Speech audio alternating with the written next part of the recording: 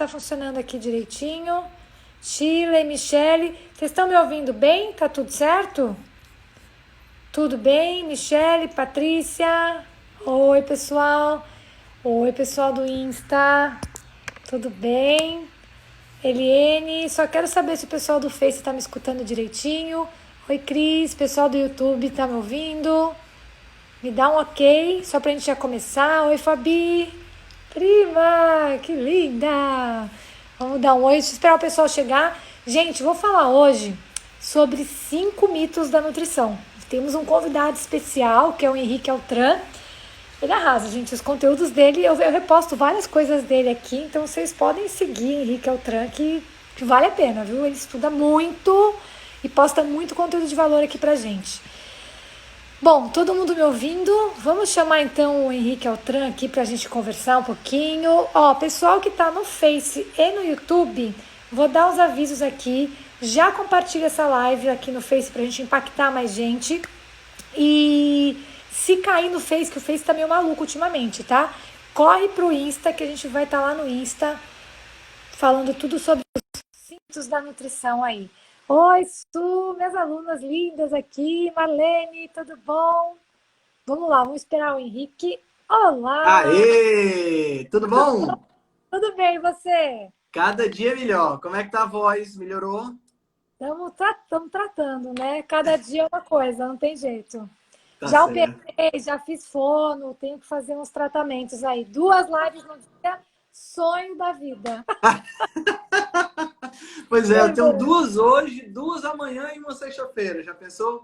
Nossa senhora, tudo que eu queria. Eu tenho que fazer um schedule para não encavalar as coisas, senão não vai. É, Mas mas vamos lá. eu dei aula durante muito tempo, então a voz já tá treinada. Então, eu tinha calo, operei, tirei 2 cistos, enfim, história longa das cordas vocais aqui.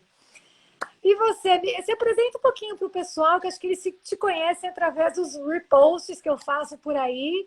Vamos lá, deixa eu se apresentar você então para o pessoal aí. Certo. Bom, pessoal, para quem não me conhece, né, o pessoal aí da Pri, eu sou o Henrique Altran. Eu comecei nessa jornada de ciência, de biologia, muito cedo na minha vida. Eu sempre gostei dessa área. Na realidade, a minha formação inicial é em biologia, apesar de eu não ter concluído. Mas, assim, bem antes eu já manifestava interesse por essa área. Tanto pela parte de ciência, quanto pela parte de magistério, né? Eu fui professor durante um bom tempo.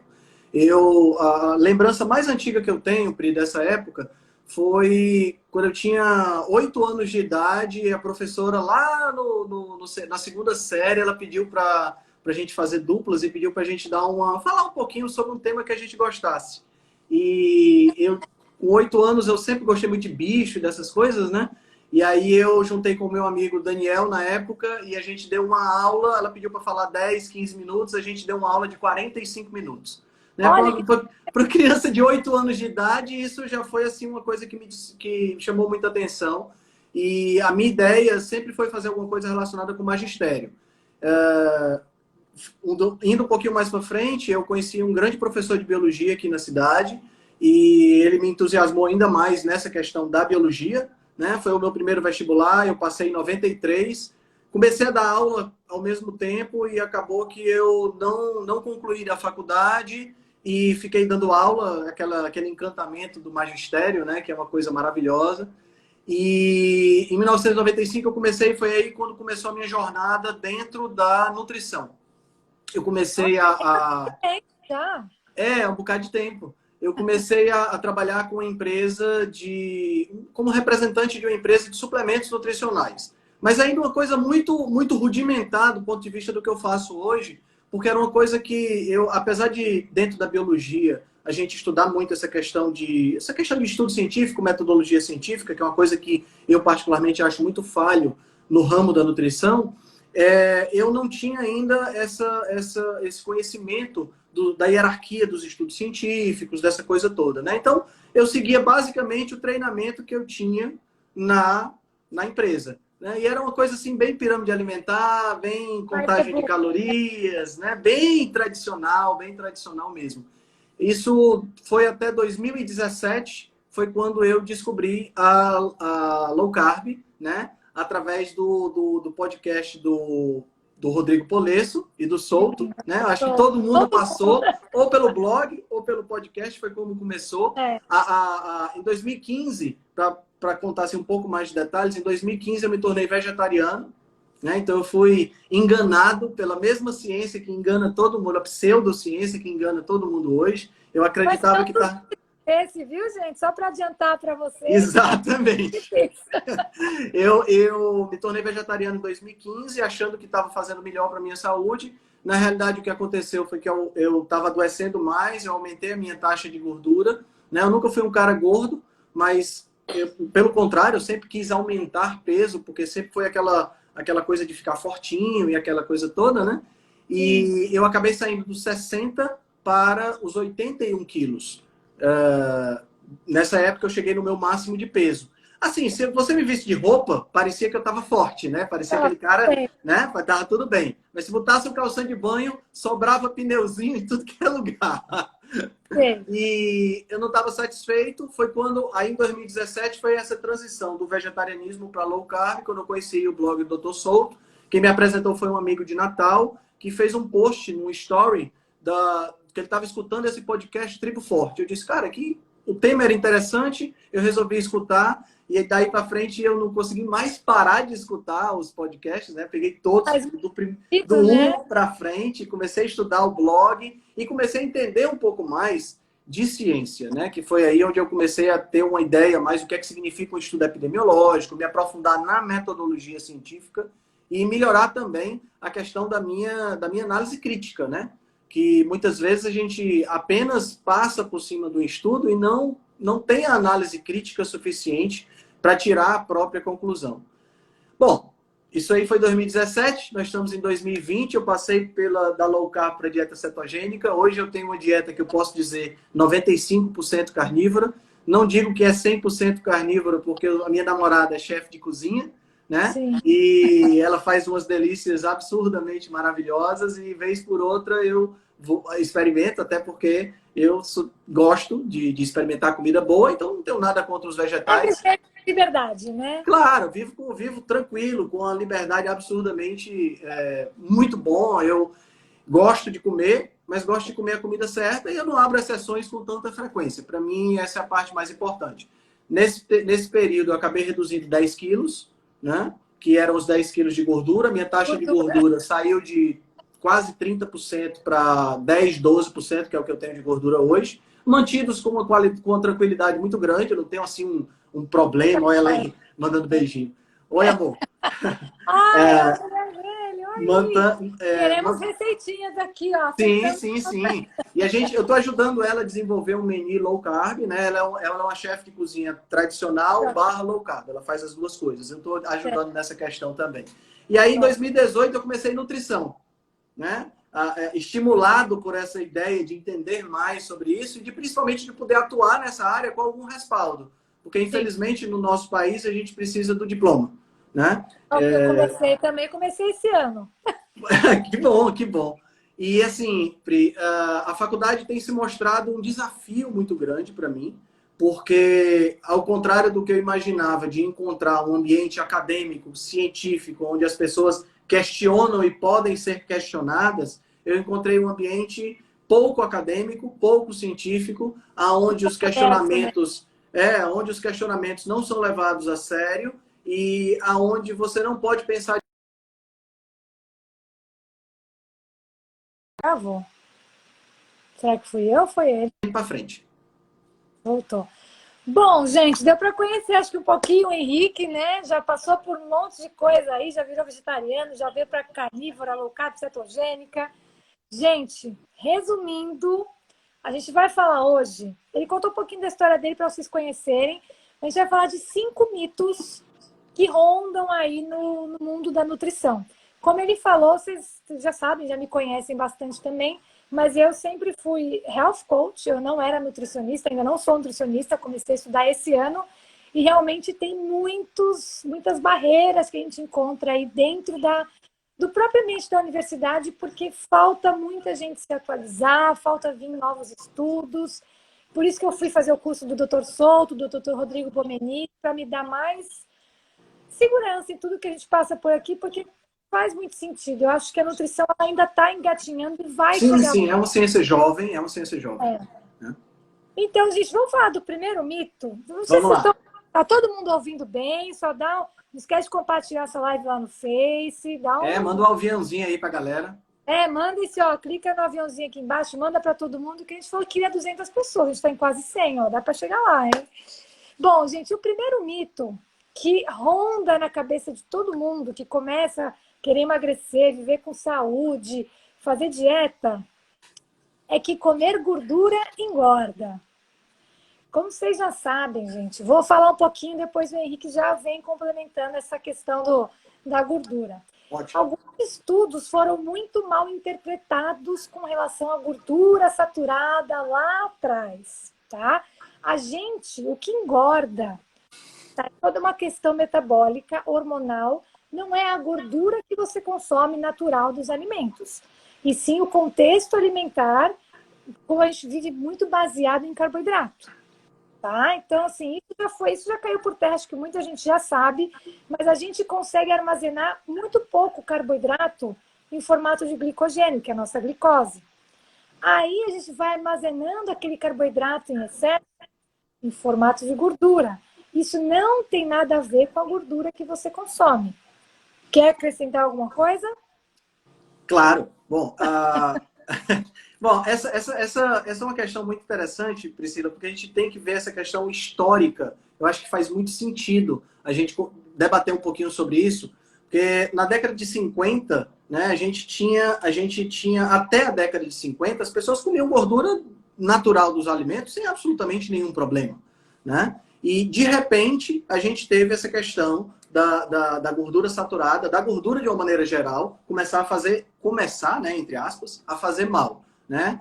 E eu, particularmente, tenho uma visão muito, muito pragmática dessa questão. Todo mundo coloca a culpa no Ansel Keys, né, que é a figura que fez o famigerado estudo dos 7 países, né, e que encontrou uma correlação espúria lá, onde ele selecionou exatamente os países que ele queria para obter uma curva, mostrando que quanto maior a gordura saturada, a ingestão de gordura saturada, maior o índice de doenças cardiovasculares. Mas eu acho que ele não pode levar a culpa sozinho, porque da mesma forma que ele fez a apresentação disso aí, foi muito firme no ponto de vista dele, os outros pesquisadores foram muito fracos em aceitar o ponto de vista dele. Né? Então, eu acho que todo mundo da época carrega uma parcela de culpa por não ter se oposto com mais veemência. É fato que o Ansel Keys tinha o apoio político e tinha o apoio econômico, né? Então ele esquematizou muito bem, né, toda essa questão. Ele fez esse relacionamento de forma muito forte, mas os outros pesquisadores ficaram meio apagados, se sentiram meio intimidados por ele. Né? Isso é muito bem contado pela Nina Teicholz no livro Gordura Sem Medo dela, né? Que é um livro fantástico, um excelente material para você se introduzir no mundo no mundo da low carb, no mundo da gordura de uma maneira geral. Né? Mas essa questão da gordura, ela é uma questão muito interessante, porque o ponto mais importante em relação a isso aí é entender que a gordura que a gente come, ela não necessariamente é a gordura que trafega dentro do nosso sistema sanguíneo, dentro do nosso sangue, e mais ainda não é necessariamente a gordura que a gente armazena. Né? Então aí é que é o grande lance. E que é uma questão bioquímica. Uma bioquímica que já é conhecida há algum tempo, né? Sim. E a gente sabe que a gordura que a gente come, ela é absorvida no intestino e ela primeiro vai para o fígado para ser processada, né? Mas como a nossa alimentação ela tem uma quantidade muito grande de carboidrato, então a maior parte dos triglicerídeos, né, da gordura que aparece no nosso sangue, ela vem do excesso de carboidrato ingerido.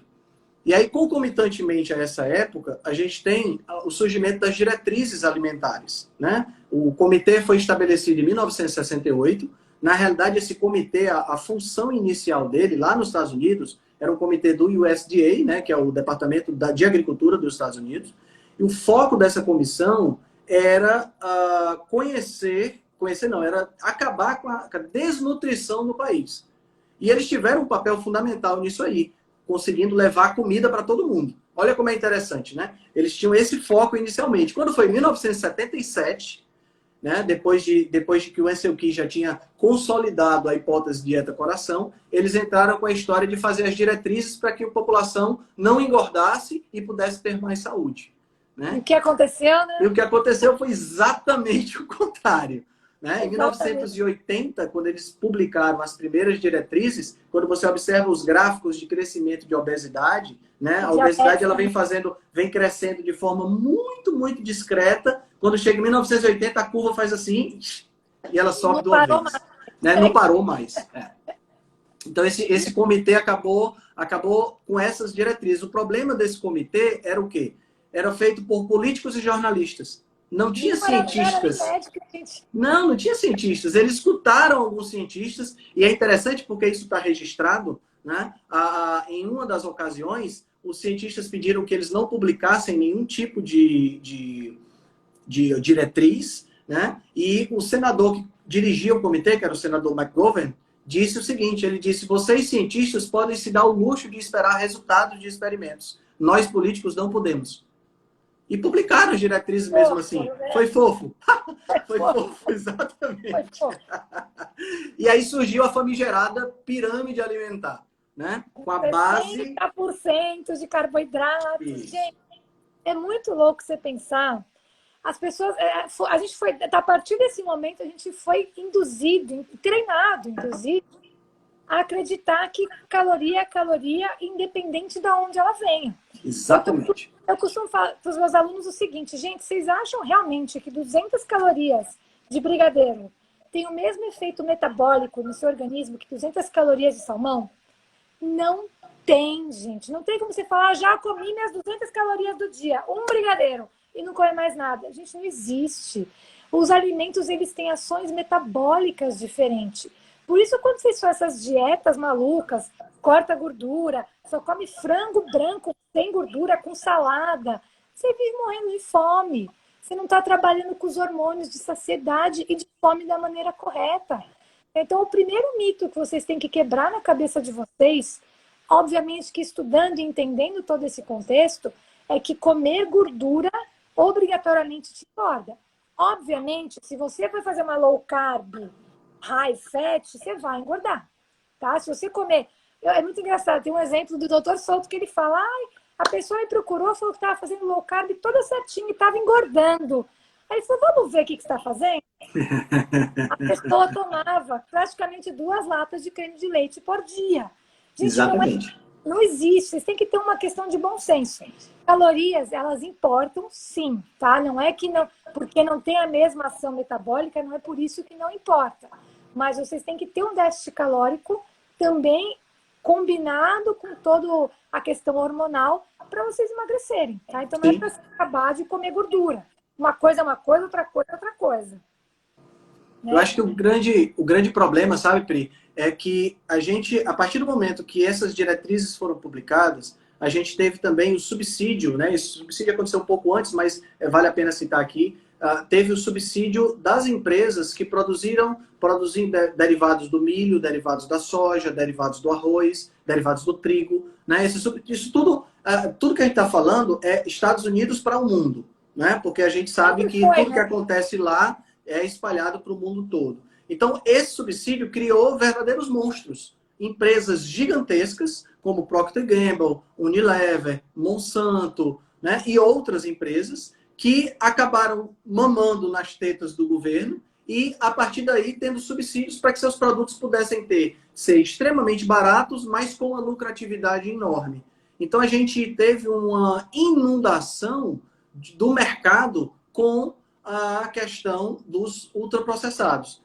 Né? Porque veja bem, existem civilizações tradicionais, ainda hoje, que ingerem 50, 60, algumas delas, os quitavanos, por exemplo, 75% da sua alimentação proveniente de carboidratos. E nem por isso eles têm doenças cardiovasculares, nem são gordos. Né? É claro que não dá para comparar o estilo de vida deles, com maior atividade física, menos estresse, por aí vai. Mas o fundamental que a gente tem, o que é? É que esses indivíduos, essa tribo, por exemplo, eles não têm a ingestão de ultraprocessados. nem conhecem, eles nem sabem o Eles que é. nem sabem o que é ultraprocessado, né? Então não tem biscoito recheado, não tem farinha de trigo refinada, não tem nada Tem disso. É. Então, quando você pensa dessa forma, aí a gente entende que o grande problema não está no carboidrato em si. Você não vai engordar se você tem. E aqui é uma coisa importante: se você já está doente, a gente reduzindo o carboidrato, a gente tem a possibilidade de ter um resultado muito bom. Mas se você não está, não é doente, não é uma pessoa que tem síndrome metabólica, está no seu peso ideal, não é comendo batata doce ou inhame que você vai ter problema. É comendo biscoito recheado, é comendo pão feito com farinha de trigo refinada, é comendo macarrão, né? Não é uma maçã que vai te dar problema, mas se você tomar o suco da maçã, é um problema sério, né? Então, Ai, o suco, essa meu Deus. diferença, essa é outro mito que a gente não vai falar hoje, mas a gente pode falar depois, numa próxima live, né? Mais 5 mitos da nutrição, Tem né? tanto. Então, isso aí precisa ficar claro, porque assim, uma coisa que eu venho defendendo muito ultimamente é que a nossa briga, ela tem que ser contra o ultraprocessado. A gente vê muito hoje essa história de veganismo, carnivorismo, quem é onívoro, quem não é, quem é low carb, quem é low fat. Eu acho que isso aí não é o mais importante. O mais importante não é você defender a sua praia. O mais importante é que a gente tenha uma indústria que vicia a gente com o ultraprocessado, e que acaba levando a gente a ter que usar medicamento, né? E a indústria farmacêutica, Outra coisa, né? a indústria farmacêutica escraviza através do medicamento, e a ciência por completo, a ciência não, os profissionais de uma maneira geral não preconizam a mudança no estilo alimentar, e você fica realimentando a doença e o ciclo fica fechado, entendeu? E a gente fica se alimentando mal, usando remédio, se alimentando mal, usando remédio, por aí vai. E aí a gente já emenda o segundo mito aqui, gente. Exatamente. Jejum intermitente queima massa magra, queima músculo. Aí eu vou pegar um gancho, depois você fala disso. Mas, gente, por que o jejum foi tão demonizado por todo mundo durante todos esses anos? Frase do Dr. Jason Fung, canadense, incrível, autoridade do jejum. Quem jejua não dá lucro. É só pegar esse gancho do que você falou das grandes indústrias. Exatamente. Aqui, o pessoal que faz low carb ou jejum já entende. Primeira coisa, você começa a fazer jejum, tá? Gente, jejum não é passar fome, é outra coisa. Depois a gente faz uma live de jejum, mas jejum é você normalmente, espontaneamente, abdicar de algumas refeições, tá? Porque você simplesmente não sente fome. Aí você vai comer mais ou você vai comer menos? Teoricamente, você come menos, né? Porque você não precisa mais comer de 3 em 3 horas, barrinha de R$60, porque aquela barrinha vem dos Estados Unidos. Eu comia, tá, gente? Não vou falar que não. Eu acreditava realmente nisso. Gastava tubos de dinheiro com barrinha daqui, barrinha dali, e remedinho, mas enfim. Aí você começa a fazer jejum. Mercado você praticamente nem precisa ir. Você vai para comprar produto de limpeza. Aí você vai na feira e vai no açougue e na peixaria.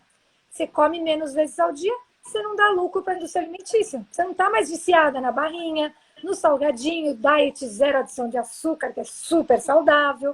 Você começa a não dar mais lucro para essa indústria. Aí, com o resultado do jejum, consequência do jejum, você fica com o cérebro muito mais ativo, uma mente muito mais clara, você acorda cedo com energia, que parece que você está, sei lá, que você tomou uma droguinha, você parece, gente, só quem faz que sabe. É verdade. Você faz exercício como se tivesse tomado outra droguinha, você também não dá mais lucro para a indústria farmacêutica. Quando eu conto que vai fazer 5 anos que eu não tomo um medicamento, não tem dor de cabeça, não tem dor nas articulações, celulite melhora, que é isso, gente, tudo melhora. Você para de dar lucro para a indústria farmacêutica. Por isso que o jejum ele não veio à tona antes. Por isso que, se pudessem, as indústrias matavam a gente, né? E vez por outra a gente ainda vê profissionais que aparecem no G1, aparecem não sei aonde, falando mal do jejum. E assim, Priscila, uma das coisas que eu inclusive já fiz um post sobre isso, que são lacunas muito fortes na formação do nutricionista. Uma delas é na metodologia científica. A gente tem um semestre de metodologia científica onde a gente não aprende a ler um artigo, quanto mais escrever um. A gente não aprende nada, né? A gente essa matéria agora. te prepara, vai ser divertidíssimo. E a outra lacuna é a falta de uma perspectiva histórica. A gente não conhece nada de história da ciência.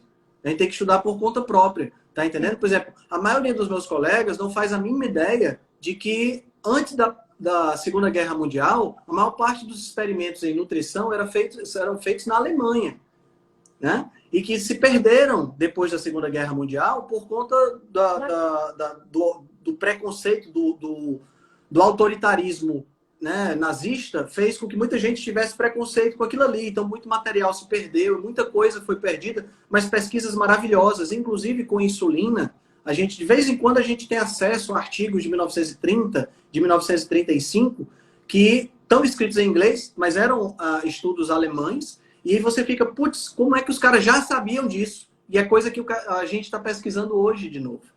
Né? Então é interessante. E a outra coisa é isso que você acabou de falar, é essa questão do jejum, das novas técnicas, das novas tecnologias e da perspectiva evolutiva.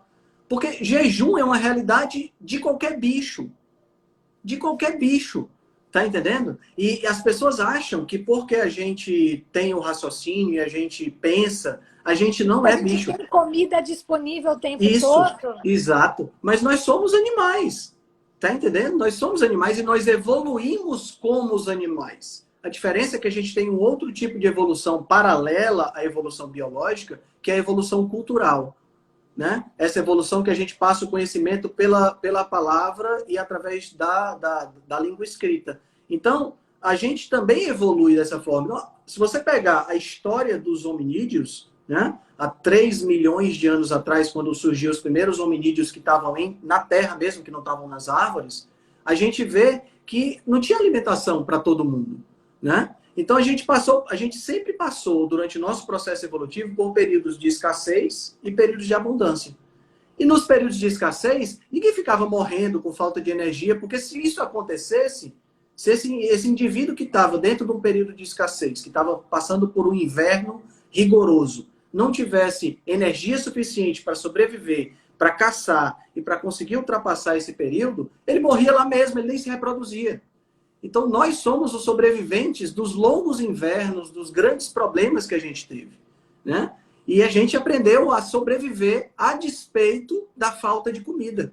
Né? Tanto é que nós temos mecanismos, né? Nós temos mecanismos bioquímicos que detectam a alimentação e detectam o jejum. E mudam a fisiologia e a bioquímica de acordo com o que é detectado. Né? Então, a rota metabólica da AMPK, que é uma enzima que nós temos, que faz essa detecção da falta de alimento, é a que combina com a autofagia, que combina com desligar determinadas coisas, é que faz com que a gente fique bem durante o jejum. Né?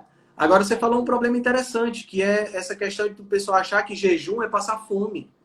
Não é isso. Né? Não é. A gente vê muita gente boa, pessoas que têm doutorado na internet, quando vão falar de jejum, mostram uma imagem dos prisioneiros dos campos de concentração nazista. São coisas totalmente diferentes. Aquelas pessoas não estavam fazendo jejum. Elas eram obrigadas a comer uma comida que não dava tudo que elas precisavam. Depois elas passavam fome. E quando voltavam do jejum, elas continuavam comendo uma comida que desnutria. Então é óbvio que você vai perder massa magra nessa situação. Né? Gente, agora, são extremos, né? Isso que sim. Certo? Então, quando a gente fala em jejum, a gente não está falando em passar fome ou em deixar de comer e passar, sei lá, 200 dias, 300 dias sem se alimentar. Né? A gente está falando, de acordo com a doutora Maíra, que ela fez o curso lá com certificação com o doutor Jason Fagner, ela fala que jejum é só acima de 24 horas. Mesmo que seja um jejum um pouco maior, de 3 dias ou de 4 dias, como eu fiz esse ano, para fazer uma limpeza, porque o jejum é o verdadeiro detox, né? Esse outro mito da nutrição que a gente pode... Vai anotando esses mitos aí, que a gente tem que fazer uma parte 2 dessa live. Na cabeça. Eu tenho um programa de detox que é totalmente averso a tudo isso. Pois é, o jejum é que é o verdadeiro detox, né? Que é quando você realmente se dispensa todas as toxinas e células e organelas velhas que tem no corpo da gente. Então, depois, quando você tem um jejum dessa forma, você não perde massa magra, porque o corpo direciona os esforços para você destruir, para você consumir a gordura que você tem armazenado. Só depois numa questão muito prolongada, é que você teria um balanço nitrogenado negativo e aí sim você destruiria músculo. Mas aí você precisa de muito tempo. A gente tem o Angus Barbieri, né, que é o recordista mundial de jejum, está no livro dos recordes, ele fez jejum por 382 dias. Ah, eu vi um estudo do Né? Dr. Romeni mostrou essa. E isso, ele foi acompanhado, né? Não façam isso em casa, crianças. Pelo amor de Deus. Pelo amor de Deus. Ele foi acompanhado por uma equipe médica. Isso era uma coisa que era muito comum. Eu fiz uma série de posts no meu Instagram no mês passado, falando exatamente sobre vários aspectos do jejum. E o jejum era uma prática muito comum na década de 60, na década de 50, na Europa, para o processo de emagrecimento. Então era comum as pessoas fazerem jejum de 100 dias, mas tudo com acompanhamento. Entendeu? E esse cara fez de 382 dias. Ele pesava 207 quilos e terminou o jejum com 82 quilos. Ele perdeu 125 quilos. O mais legal é que ele... Não morreu, né? Não morreu, certo? Salvo engano, ele fez os primeiros 100 dias sem nenhuma reposição, nem de eletrólitos. E só depois ele começou a repor eletrólitos e vitaminas. E o mais legal é que depois que ele perdeu peso, ele não recuperou. Ele continuou o resto da vida dele oscilando entre 85 e 90. Então, quer dizer, foram 382 dias que valeram a pena para um cara que pesava 207 quilos. Uma vida, né? Então, o jejum não vai te fazer perder massa magra. Pelo contrário, a gente sabe que durante o processo de jejum, a gente libera GH em quantidade maior do que o normal, que é exatamente com esse foco, de preservar a massa magra. Porque tem que entender como é que o corpo reage, como se ele estivesse na floresta, na savana africana, há 300 mil anos atrás. Ele reage como? Eu tenho que preservar a massa magra desse indivíduo para que ele consiga ultrapassar esse período de escassez, possa caçar, comer e se reproduzir para gerar descendentes. Esse é o foco da bioquímica toda, né? E se eu estou sem comida, é lógico, vai acontecer isso aí. É isso que você tem que entender, gente. O corpo, nosso corpo, ele é inteligente. Só dar um recado pessoal aqui do Face, que não está vendo o Henrique, vai para o Insta, porque está muito legal aqui no Insta. Já estamos com 140 pessoas aqui. Então, quem tá no Face quer ver, que às vezes só ouvir fica chato, né? Não esquece de compartilhar essa live para a gente espalhar esse conteúdo aí, mas vai para o Insta que dá para vocês verem a carinha dele explicando tudo aqui.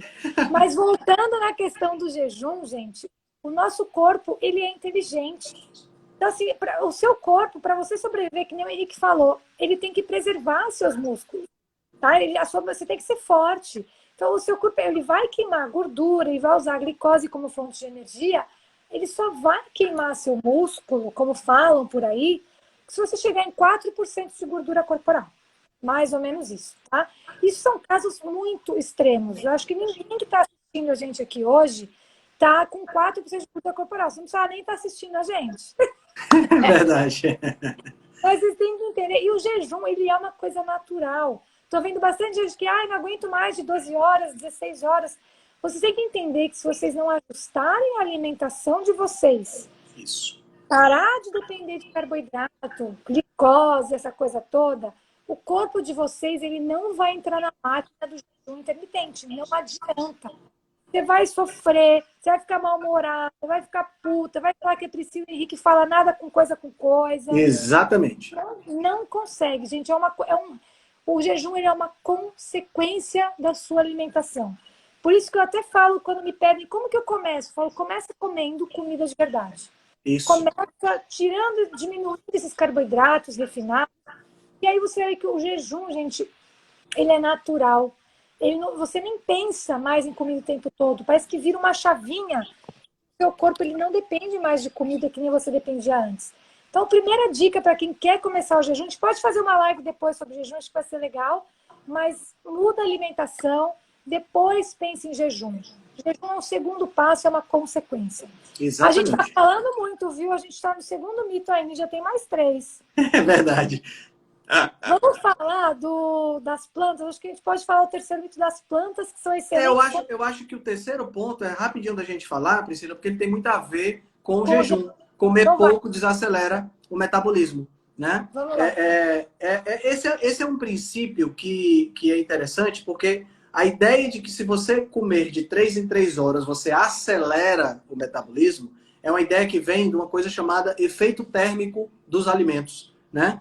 O que é o efeito térmico dos alimentos? É a energia necessária para você digerir um determinado alimento.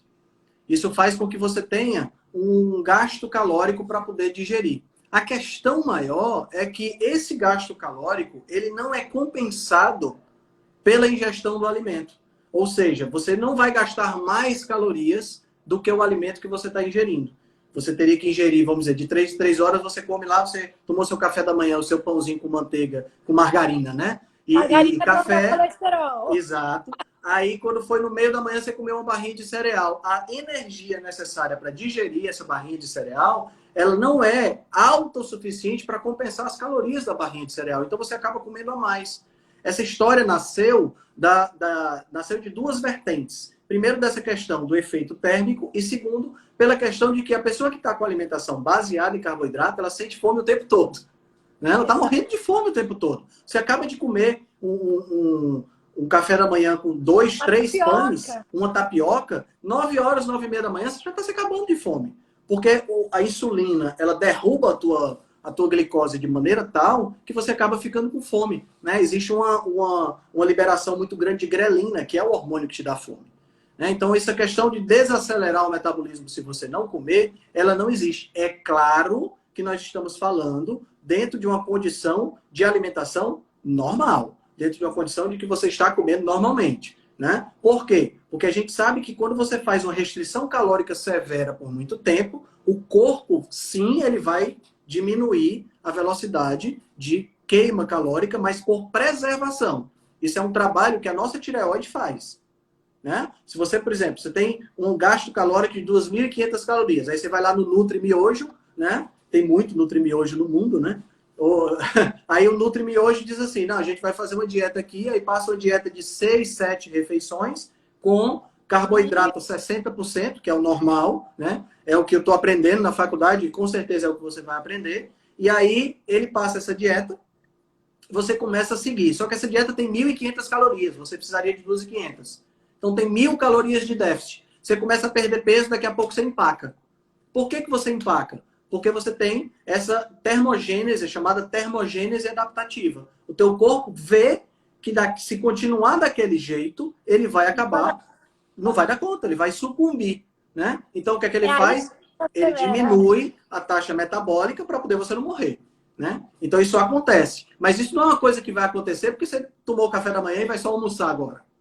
Ou porque você fez 2 refeições num dia. Claro que não. Até porque se você tem refeições que tem uma boa quantidade de proteína, uma boa quantidade de gordura, você tem aí saciedade tranquilamente. Ponto mais importante...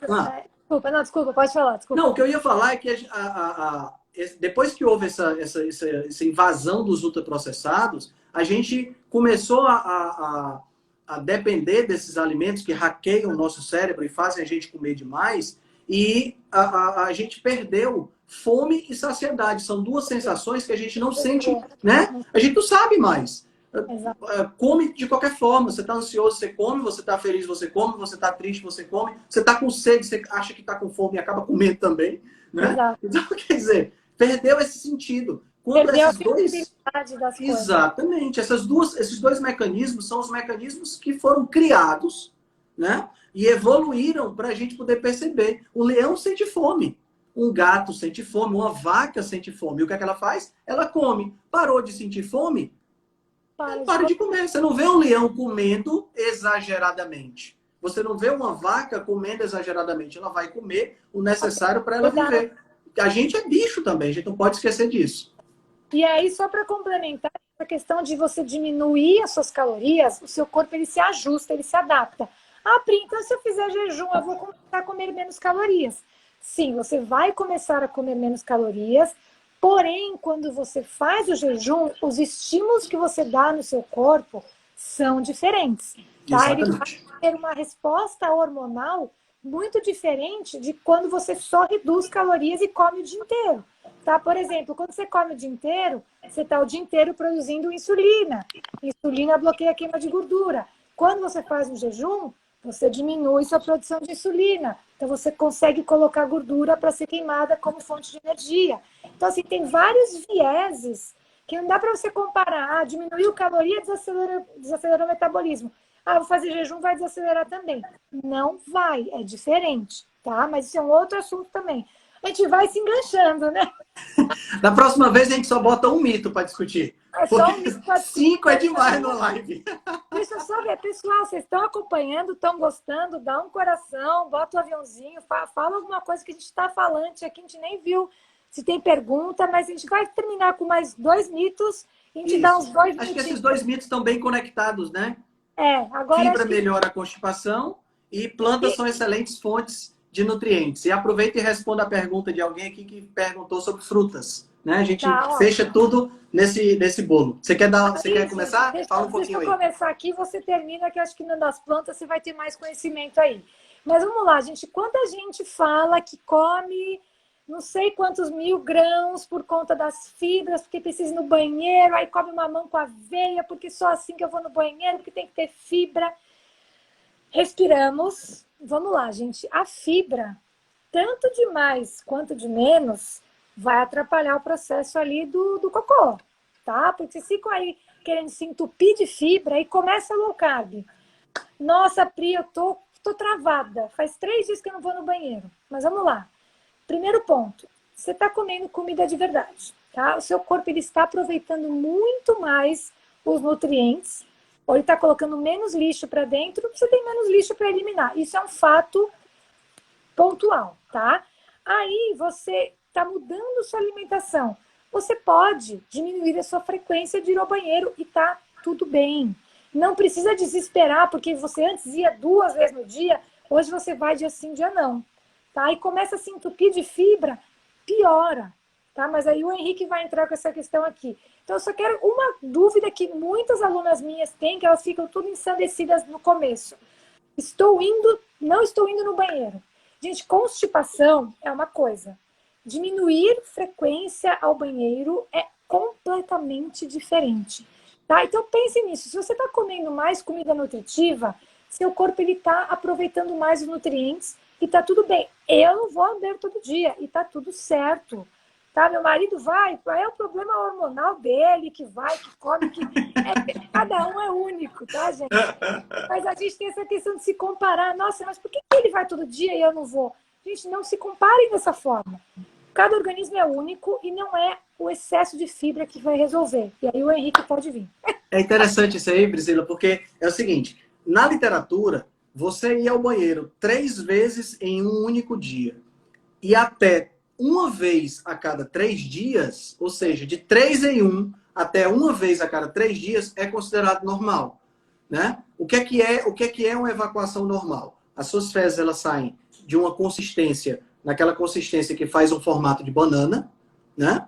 E você depois de ir ao banheiro você se sente vazio, você sente que eliminou todo o conteúdo do seu intestino. Isso é uma evacuação normal.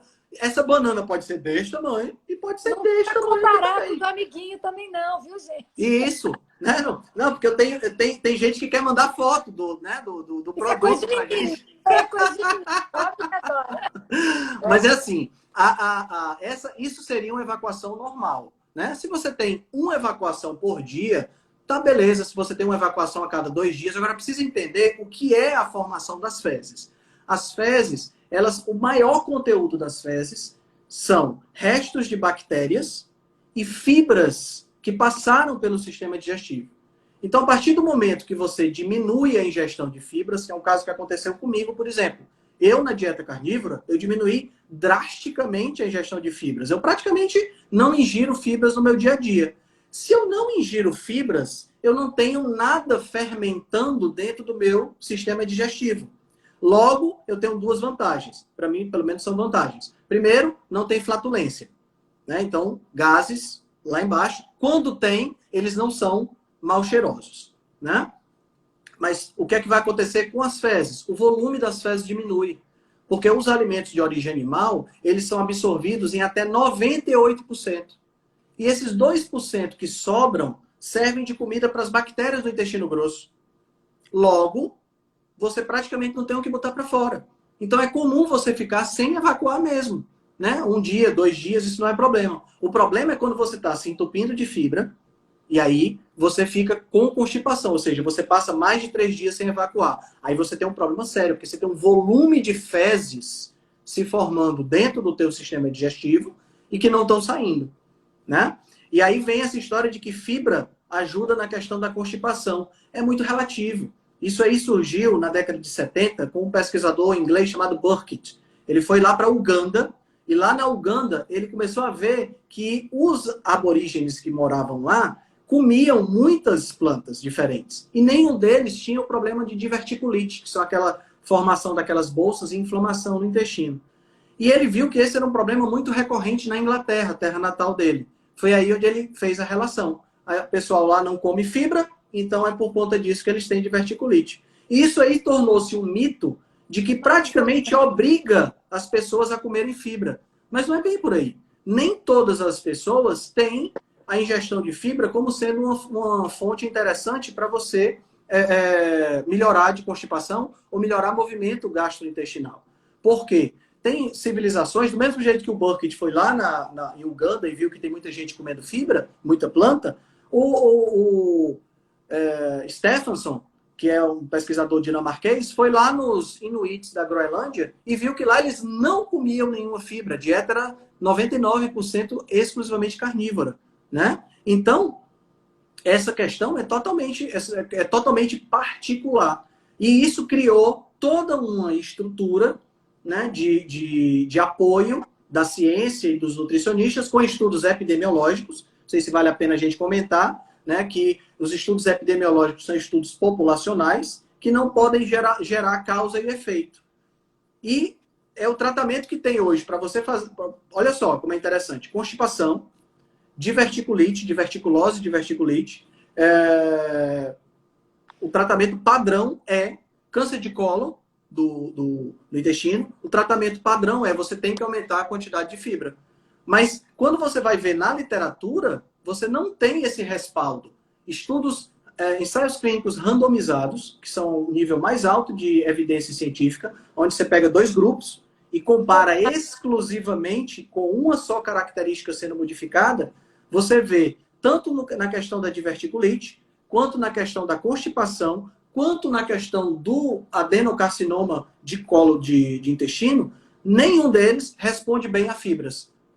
É claro que a gente está falando aqui de estudos, ensaios clínicos randomizados que não envolvem a população toda. Então, sempre você vai ter um espectro de pessoas. Desde aquela que, se parar de comer fibra, tapa tudo, até aquela que, se parar de comer fibra, fica melhor.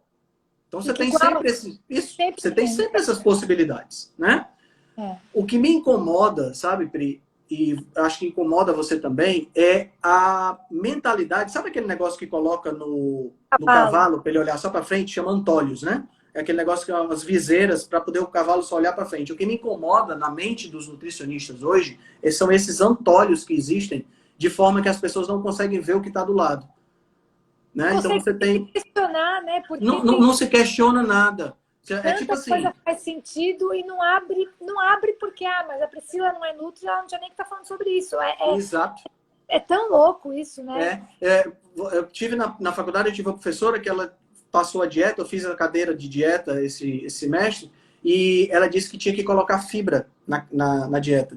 Eu disse, professora, se eu não colocar fibra? Ela disse, não, aí a sua nota não vai ser boa. Aí eu disse, por quê? Não, porque fibra é fundamental. Ela disse, né? Aí eu disse, e se eu mostrar com evidência científica de que não é fundamental? Ela disse, essa evidência não existe. Se a pessoa está com constipação e está comendo fibra, é porque ela não está bebendo água. Sabe? É assim, a viseira é de tal forma que porque tem que comer fibra. Se você está comendo fibra e não melhorando a constipação, a culpa é sua, ou você está comendo pouco ou não está bebendo água. Mas não bote a culpa na fibra. Não bote estudo científico no meio. Não é? É impressionante. A mesma coisa com relação... Eu estava vendo um vídeo hoje, me lembrou de um estudo que eu vi, interessante, em relação à carne processada e câncer de intestino, né? Já que nós estamos falando disso. Tem um estudo que mostrou que ratos que comiam bacon desenvolviam uma proteção contra o câncer. O cara do estudo, ele fica tão alarmado com isso, que ele coloca assim, na discussão, eles dizem, os ratos que comeram mais bacon tinham o seu colo intestinal protegido contra o câncer, provavelmente porque bebiam mais água. Tá entendendo? É assim, a evidência está na sua frente, você tem a evidência, mas você nega a evidência para você continuar olhando para o dogma. Que é mais fácil, é mais confortável, né? Exato, mas o nome disso não é ciência, o nome disso é religião. E eu não estou nada contra. Mas a gente tem que diferenciar, são duas coisas diferentes. São duas coisas diferentes. Então, essa questão da fibra de melhorar a constipação é um espectro muito grande que precisa ser analisado caso a caso, né? Mas a grande maioria das pessoas pode se beneficiar da diminuição das fibras ou do aumento da gordura na alimentação. O aumento da gordura também ajuda muito a evacuar com mais tranquilidade. Às vezes é uma deficiência de magnésio, que também pode influenciar na evacuação. E em relação a essa questão das fontes de nutrientes das plantas, né, para a gente poder chegar aqui na conclusão, eu até publiquei sobre biodisponibilidade nessa semana, né? Você até viu e repostou lá. A questão da biodisponibilidade dos nutrientes vegetais, nos vegetais, é uma questão muito séria, porque a gente está passando por uma veganização, né? A gente está exposto a uma propaganda vegana muito grande hoje em dia. E isso tá se tornando uma situação complicada. A gente está vendo aí pais tendo a guarda dos seus filhos retirada por conta de maus tratos, porque estão alimentando as crianças só com leite vegetal. Leite vegetal nem existe, né? Porque vegetal não tem teta. Mas com bebidas vegetais e com papas de batata e não sei o que. Quer dizer, crianças de 18 meses que parecem que têm 3 meses em tamanho. Né? Então, essa veganização ela tem gerado toda essa questão. Mas o grande lance é que biodisponibilidade, se você quer ter acesso à maior parte da nutrição da alimentação, você tem que ter uma alimentação animal-based e não plant-based. Né? Porque nas plantas a gente tem menos nutrientes. Né? Eu até fiz um post há algum tempo atrás, coloquei maçã e fígado, comparando caloricamente, porque o fígado, como tem muita gordura, ele tem a quantidade dele acaba sendo menor, era 100 calorias de cada um. A maçã só ganhava no cálcio. Todos os outros nutrientes, micronutrientes, vitaminas e minerais, a maçã perdia. Tanto é que eu peguei aquele ditado em inglês que diz "An apple a day keeps the doctor away", e eu transformei em "Liver every day keeps the doctor away". Né? Isso aí. Fígado todo dia. Então, essa questão é uma questão importante, porque você não tem a mesma biodisponibilidade dos animais, você não tem nem a mesma quantidade. Quanto mais a biodisponibilidade que você tem nos animais. E aí você ainda tem um fator de deterioração, né, diminuição, que é a presença dos antinutrientes. Né? É claro que a gente aprendeu ao longo de 15 mil anos de revolução da agricultura, né, nós aprendemos a mexer com esses antinutrientes, colocando de molho, fermentando, germinando, cozinhando. Tudo isso diminui os antinutrientes. Melhora, diminui os antinutrientes. Mas eu não vou retirar por completo. E mesmo assim, ainda tem muitas pessoas que ficam sensíveis a essa questão dos antinutrientes, né? Lectinas, por exemplo, onde o glúten é o exemplo mais clássico, né? Mas a aveia, que hoje apareceu no feed da Low Carb BR, né? E que é assim, a aveia é tipo assim, quando você fala de aveia, é mesmo que você está enfiando o dedo na ferida do nutricionista, né? Porque a aveia, não fale mal da minha aveia, não. Mas, né? Nem da minha tapioca. Né? Todo mundo fala que a aveia é uma boa fonte de fibra, que é um alimento fantástico, não sei o quê.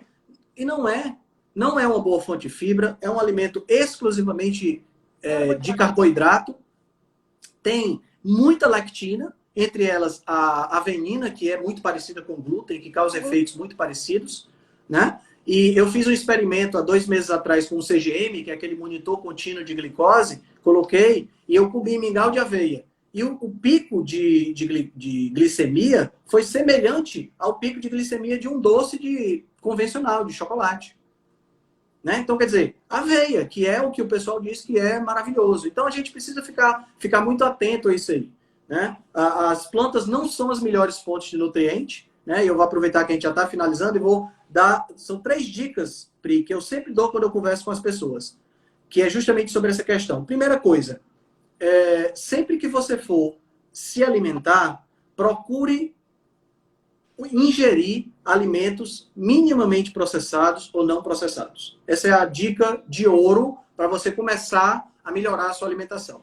Se você é uma pessoa, aí dentro dessa orientação tem uma suborientação. Se você é uma pessoa que está saudável, no seu peso ideal, não tem problema você comer fruta, não tem problema você comer batata doce, um inhame. Se você é saudável e está no seu peso ideal.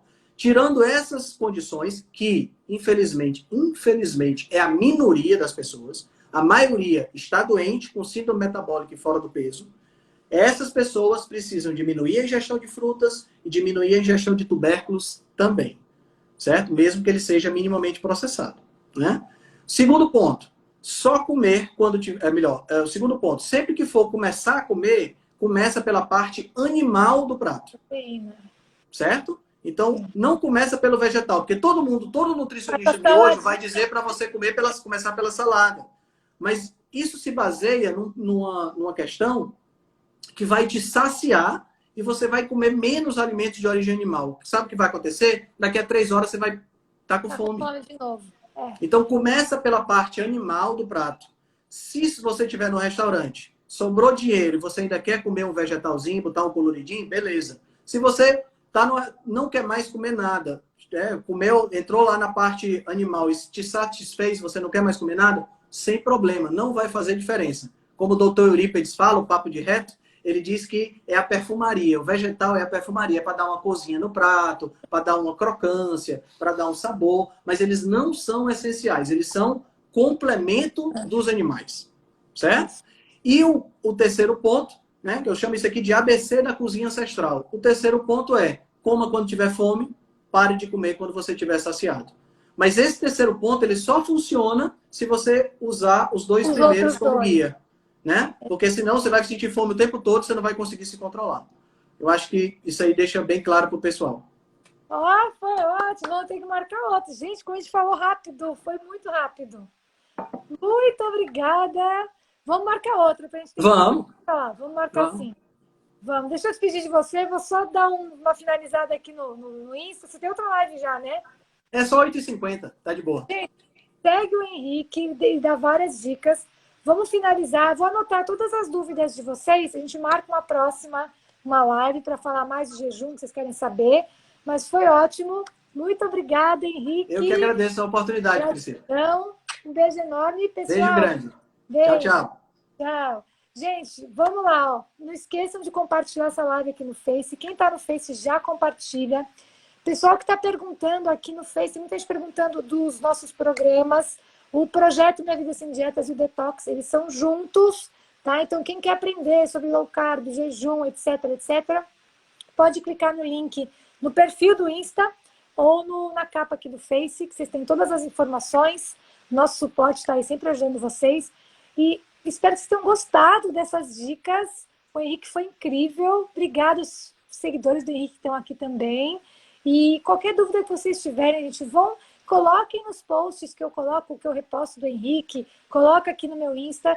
As dúvidas de vocês é o que faz a gente conseguir produzir conteúdo para ajudar vocês. Tá? Então, quando eu mandar um e-mail perguntando uma coisa para vocês, me respondam para eu saber como fazer mais e mais e mais. Também amo vocês, meninas. Quem ainda não é aluno, por favor, né, gente? Já está na hora de começar uma vida nova, low carb, jejum intermitente, tudo certinho. O Henrique é o Henrique Altran, tá? Eu vou repostar essa live, vou deixar ela salva aqui no Insta. E depois eu vou marcar o Henrique para vocês seguirem ele também. Quem comprou o Detox e o projeto, gente, que é o combo, vai ter uma condição especial para entrar no Reconectar 2.0, que a gente vai abrir a turma em agosto. Dia 20 de agosto a gente vai abrir uma turma nova do Reconectar 2.0. Vai ter mais aulas baseadas no curso do Dr. Souto que eu estou fazendo, acompanhamento comigo, com as nutris, com a psicóloga toda semana. Vai ser muito, muito legal. Eu estou anotando as dúvidas de vocês, mas quem for aluno do Detox e do projeto, tem que ser dos dois, vai ter condição especial para virar aluno do Reconectar, que é o nosso acompanhamento top de linha. Tá bom? Márcia, para comprar o combo, você tem que clicar no link aqui no perfil do Insta ou aqui no Face tá aqui o link para você. É só clicar, preencher com seus dados ali, que você vai ser direcionado para a página de pagamento. São 12 parcelas de R$48, gente, para transformar a vida de vocês. Vocês estão vendo todos os depoimentos aí. É isso, eu quero devolver saúde para vocês. Tá bom? Vou finalizar que meu tempo já acabou, só tinha que dar esses avisos aqui. Um beijo grande.